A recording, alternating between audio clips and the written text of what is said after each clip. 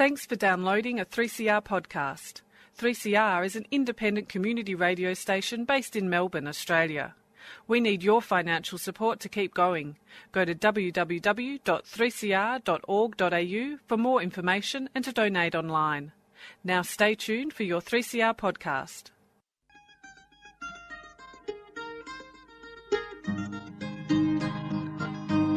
We're putting up new buildings, we're knocking down the old. We're working in the summer heat and in the winter cold. And the labour power we sell, me boys, for a hard and weekly pay produces mighty profits for the greedy MBA.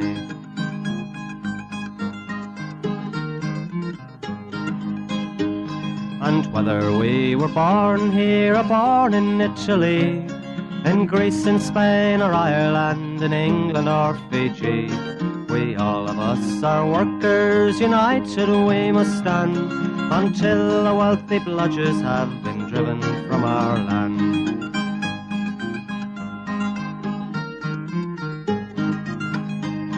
We faced deregistration, it backfired in the face. We're not fooled by arbitration, we won't stay in our place. We hit the bosses hard and fast to win and keep our gains, and break a couple of concrete pours to back our log of claims. So keep your powder dry and hold your head up high. It's class to class and face to face, our limit is the sky. We've got a fighting history and we never will be cowed. Our builders' labour is a name to make a man feel proud.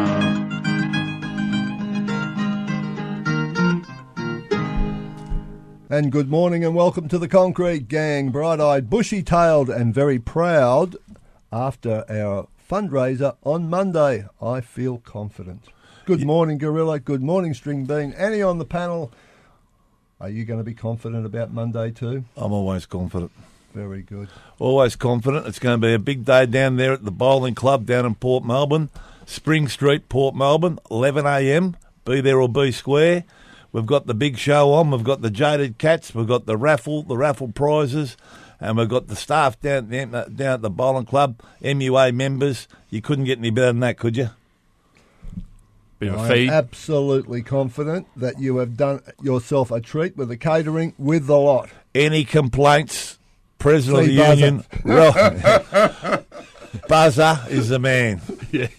He'll get there about 11 and go crook about everything. Oh, you haven't done that. What about this? What about that? And steal a bit of cake and go. Are we having cake again this year? No, we can't afford it. No, we'll buy Buzzer a special cake. The $1,000 cake we got for $600. Jesus. I'll put that in there. What do you call those things they put all the money in? The piggy bank? No. They used to cart the vault. The vault. In the old armoured car. Armoured car, yeah. We went to deliver it in the armoured car, the cake. Christ. Keep it away from Buzzer. And that bloke, what about him? Oh, jeez, I better not bring that up, but anyway. Yes, we're reliving the 40th anniversary function. And the cake. Still paying that off, the cake. We got that on hire purchase. Remember that? That's why we need you to come along tomorrow. Refill the coffers. That's exactly why we need a good turn up. We've laid on everything. We've got caterers there. We've got everything happening. So it's going to be a big day. Everyone's looking forward to the buzzing around Port Melbourne. They're all going to be there. So we've got the working class capital of Victoria, Port Melbourne, and the trade unions. It's all going to be happening. So it's going to be a great day. And the only thing that'll make it even better is make sure everyone turns up. That's right. $20 at the door if you haven't got a ticket. And we have to raise 18,500. And let's be brutal about this. We only got promised about 4, not all of which has been delivered yet when it came to the radiothon. So we need to make sure that if you are out there with nothing better to do on Monday, and what could be better to do than come to the Concrete Gang fundraiser, help 3CR stay on the air for another 40 years and keep the Concrete Gang going. At that stage, even I'll be retired. And I ran a lovely lady at the Rugby last night, and she'd put in a $50, God love her, which I can't remember her name, but anyway. So the people in Port are doing their bit, let's do our bit. And we're also going to be helping out the Bowling Club too. So it's good for everyone, the community, the radio, the Bowling Club. And as Warren said, if you want to keep us on the air, we've got to do our bit. Kicking off 11 o'clock tomorrow. 11 a.m. There's been a bit of a cooler tide down in Port Melbourne, trying to get it started at 10, but we will not be starting at 10, so just start at 11. So it is a long weekend. Special cheerio, you Skitty, you miserable little bony ass. But anyway, righto. You've been there, Gorilla. Is the bar stocked? Are they mate, ready for us? I've done that, mate. I went down yesterday afternoon. They got more beer coming, mate. It'll keep Victoria afloat. That's what we like to hear. And don't worry, and the backup plan. Either that or we're going to be in more trouble than the kids in that Thai cave. Oh, Jesus. That's not a very good analogy there, young Warren. A lot of liquid. Righto. Yeah. Let's just talk about a few things that have been happening around the traps this week. And I want to start off with a particular company, Rocares. Now, Rocares has 1,600 different names. They have tried to avoid all their responsibilities. The ATO has had to investigate their non-payment of superannuation. You name it, Rocares is up to their neck in it. Everyone who puts their hand up to be in the union, sacked, retrenched. You can say what you like. They get rid of people. They're up in Shepparton. They're a disgrace. And, I might add, they produce a shit product. Indeed. They owe about $400,000, I think, to workers, and then there's the suppliers as well that are going to be getting a bit nervous about getting paid there. But, we had a couple of panels show up to a job. You stick your keys into the corner of it, and the patching comes out. Well, I think it was better than stick in. They just scraped out the patch. Yeah. The patch must have been done on the truck on the way down. I can just imagine now a Rocares employee on the back of the truck patching it up as they drive down the Goulburn Highway. And I think some of these misty mornings could be attributed to Rocares. Their panels coming through town are still steaming. The mist flowing through the city. It's coming off those panels, I think. Rocares absolute disgrace with their green panels, and they're faking paperwork.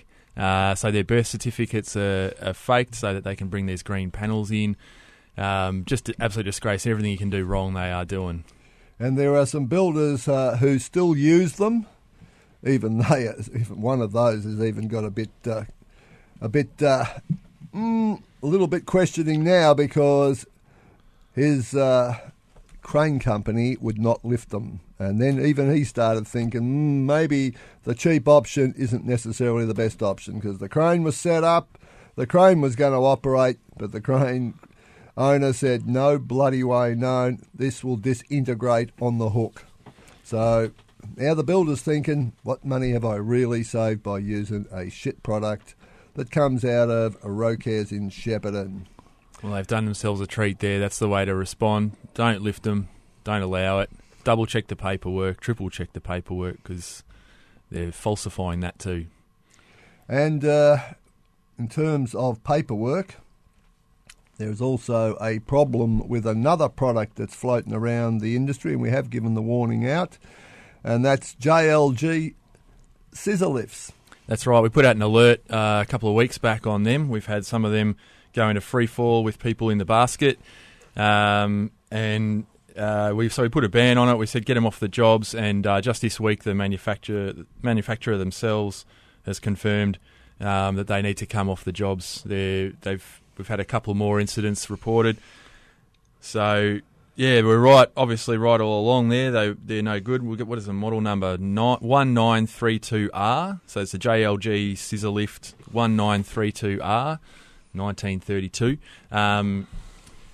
Don't use them. So check them out, stop them, take them away, send them back to the supplier. Put a scaffold up there, Saver. Give a bloke a job. That's right. Remember that, Warren, the scaffold dispute, the scissor lift dispute, the old BLs? Don't bring it up. I'd love to bring it up. We told you so. Right, there ain't too many scaffolds have fallen over in the same time that all these elevated work platforms have failed, and in some cases, as in the exhibition building, as in the Royal Adelaide Hospital, people have been killed. Ain't been too many people killed off scaffolds in the last 50 years, but I tell you what, there's been quite a few on elevated work platforms, and there have been a lot of people very seriously injured. It's all about money, isn't it? It's all about what's the easiest way, cheapest way, all that. And in the end, they are cheaper and are easier, but at what cost? Cost to the members. A bit like synthetic slings. You know, they're cheap. 3 people have been killed with them. You know, they argue about all about cost. Cost all the time. That's right. And the other thing to remember is wind speeds, being a windy week with the scissor lifts and the other plant. They've all got ratings that need to be applied. Make sure you're not working in wind speeds that are above the manufacturer's specifications. Because if you're driving a crane, and you do, you've got a high-risk licence. They will come after you, being the driver, driving the crane in high winds, and they've got ways of checking these days. They can check what winds are blowing exactly where you are. You know, they can check after it's happened. So if you're doing the wrong thing, and a lot of these cranes are computerised, the newer ones now, and they send messages back to the bosses on mobile phones about overlifting, working in high speeds. So it's you know, if you're doing any of that these days, you're taking a big risk. Well, we should just mention that our good friends from WorkSafe don't take much interest till there is a serious incident. But when there is a serious incident and they start investigating, they look at the swims, they look at all the material now that is actually recorded on the computers of these machines, and basically, if you are the operator and you have got a high-risk licence, you are going to wear it. And makes our friends at WorkSafe feel all sanctimonious and good, but I tell you what, a bit of prevention would go a bloody long way in some of the things I've been seeing this week. But basically, if you know it's not supposed to be used, like with these scissor lifts, don't use them. You need to do something about it yourself. Cut to a track, and we're going to go and hammer some people. Jeez, I thought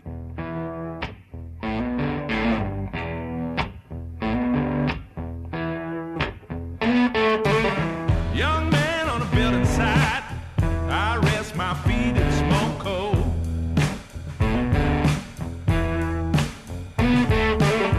My granddaddy looked at his watch and he said, boys, I think it's time to strike a blow. I was born with a hammer in my hand.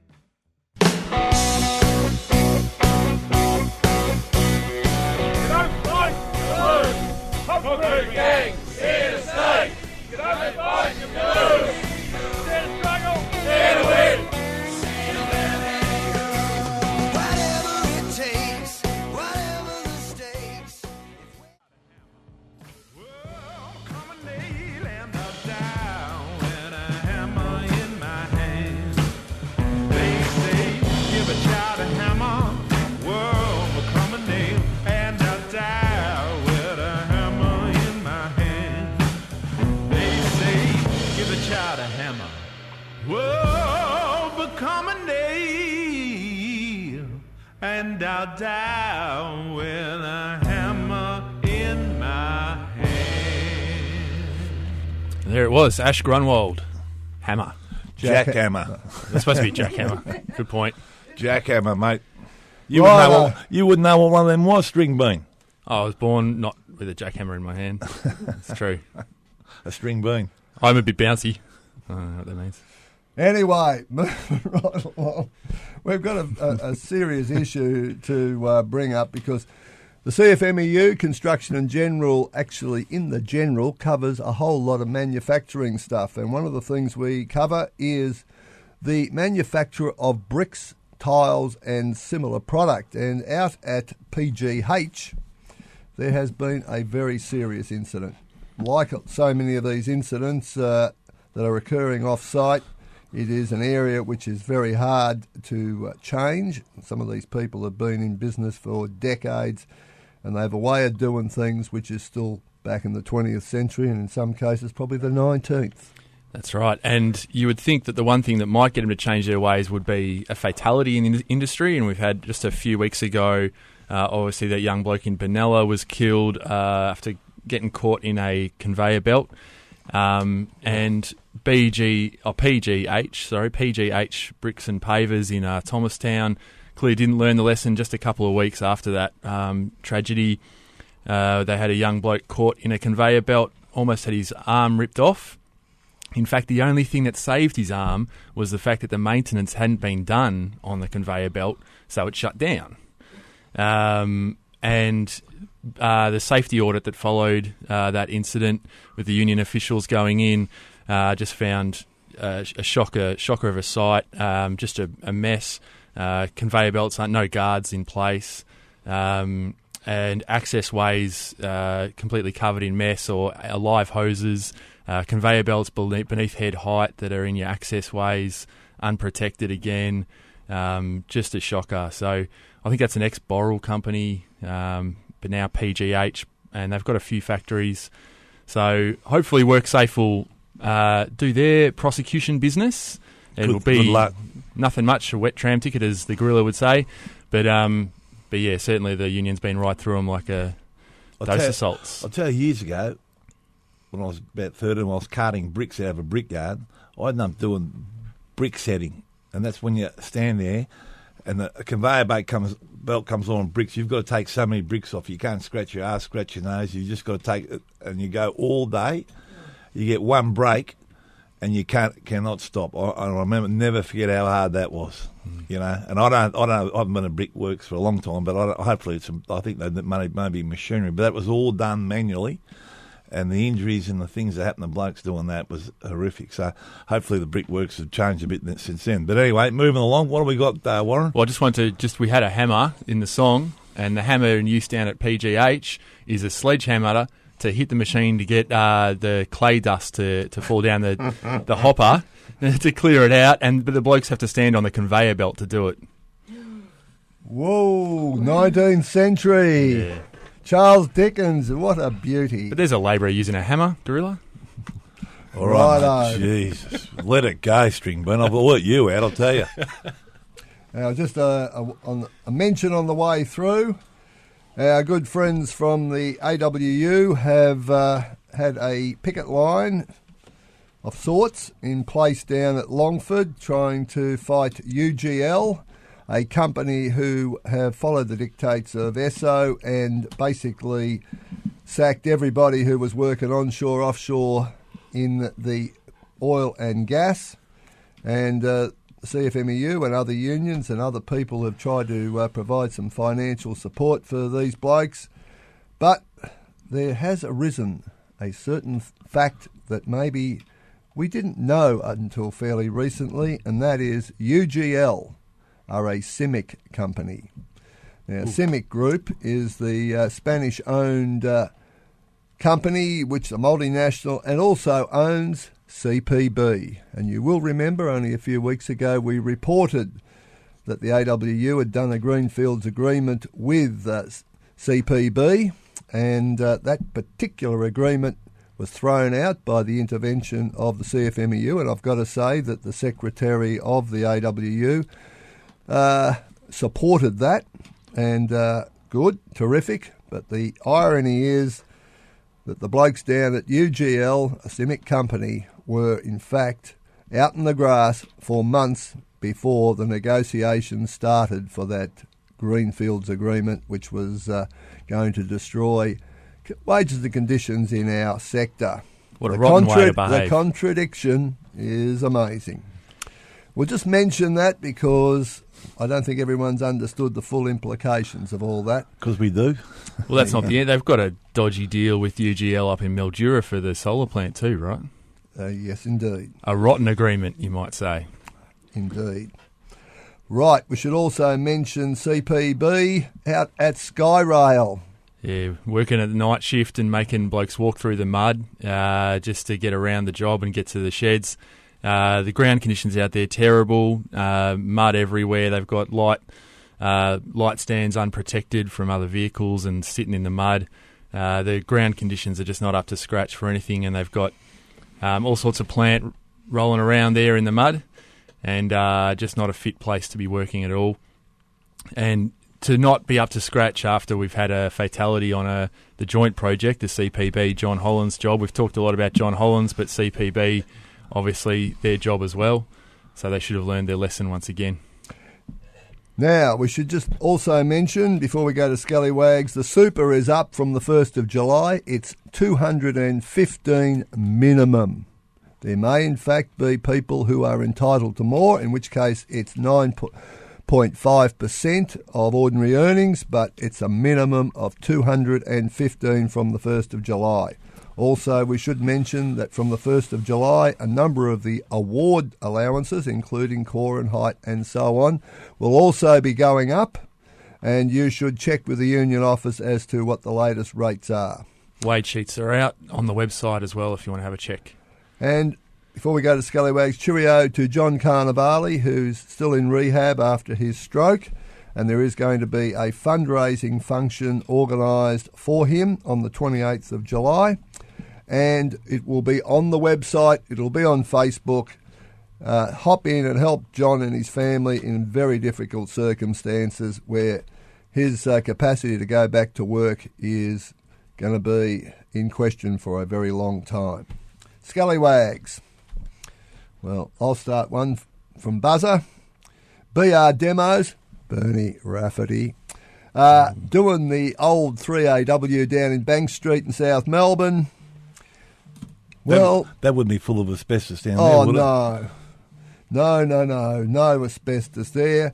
Then why are we having an asbestos removalist come in if the hygienist has basically not been on the job and all the asbestos that was identified is not there?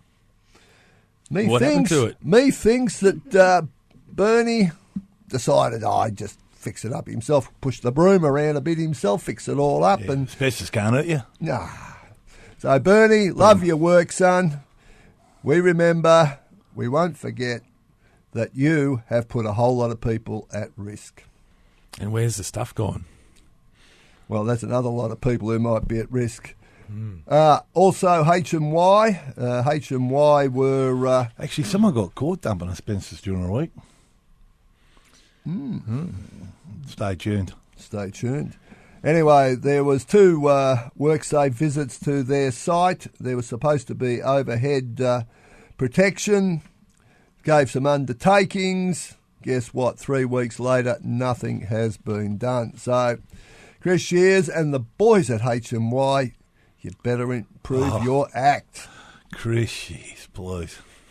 And we should mention, of course, again, our good friends from Rocares and their shit product. And I think you've got one. Not paying.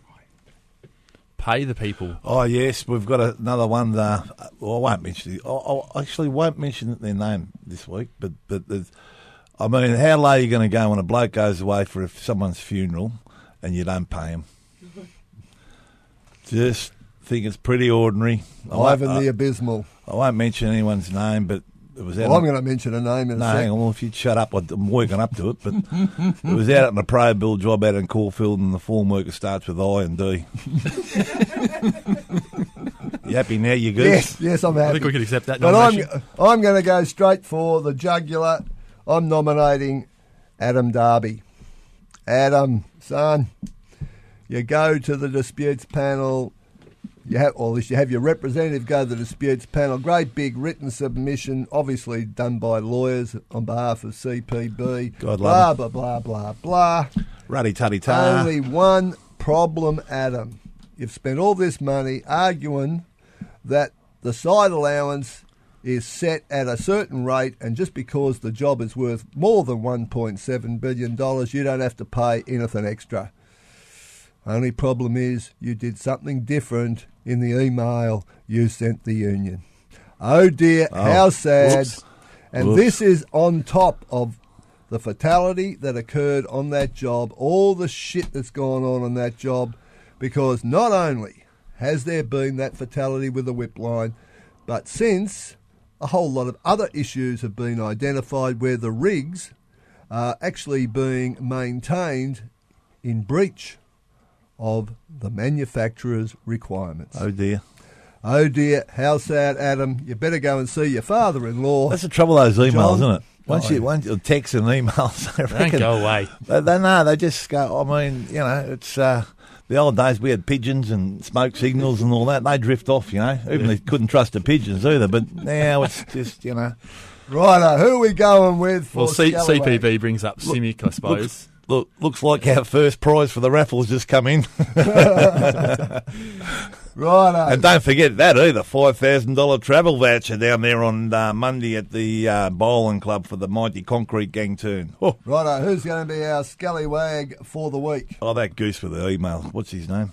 No, I actually reckon Bernie Rand. Oh, yeah, all right. Or reckon- Roquez. How about Roquez? Nah, Bernie, you're right. You have to be right once, Warren. And we missed out on it. We could give it for Suki as a nomination. We haven't done that yet. AWU and Rotten Ronnie, Slippery Sam. Geez, a bloke down Geelong can just about feature, but we won't mention that. Ooh. Yes, well, I think we'll have the Suki Lala from Rotten next week, I think. I reckon that our good friend Chris Shears could go to Suki Lala because he'll say it wasn't his fault. And we'll go in the same old way. Dare to struggle? Dare to win. If you don't fight, You lose. Good morning from the Concrete Gang. We're going to go out with Smash It because See that- tomorrow we are going to smash it and get the 18.5. They say what they must to gain our trust, but once the balance cast, they forget about us. Standing on the mountain high above the downtrodden, they forgot about Michigan, like all is magnificent. Sitting back watching the news. You've been listening to a 3CR podcast produced in the studios of independent community radio station 3CR in Melbourne, Australia. For more information, go to allthews.3cr.org.au.